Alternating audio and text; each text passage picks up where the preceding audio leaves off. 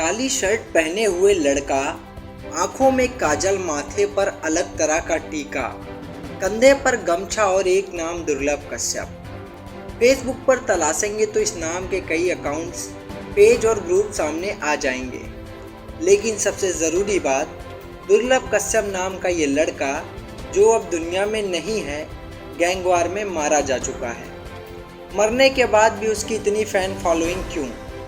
उज्जैन के रहने वाले दुर्लभ का नाम चल जाने के पीछे का किस्सा क्या है, एक एक कर सारे पन्नों को पलटते हैं। आपने कई गैंगस्टर के किस्से कहानी सुनी और पढ़ी होगी।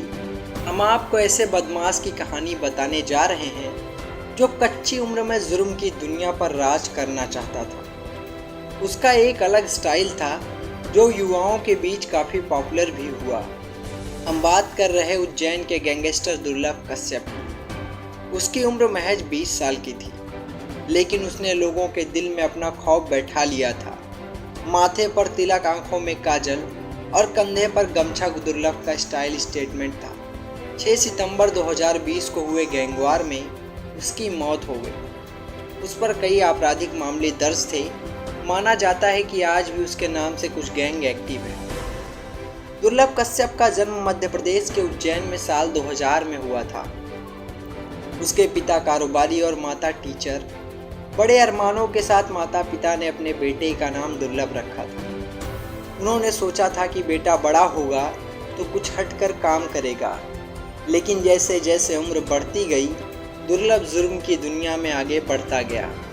इतना ही नहीं, उसने अपने फेसबुक प्रोफाइल में क्राइम करने के लिए एक विज्ञापन भी लिख रखा था, किसी भी तरह के विवाद के निपटारे के लिए संपर्क करें। दुर्लभ के पिता का कहना है कि कम उम्र में ही बच्चों पर ध्यान रखना चाहिए। अगर वो गलत रास्ते पर जाएं तो देर होने से पहले उन्हें समझाना चाहिए।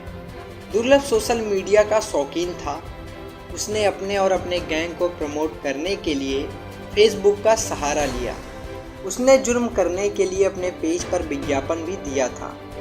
वह सोशल मीडिया पर ही लोगों को धमकियां दिया करता था। इसी के ज़रिए वह लोगों से रंगदारी और सुपारी लेने लगा।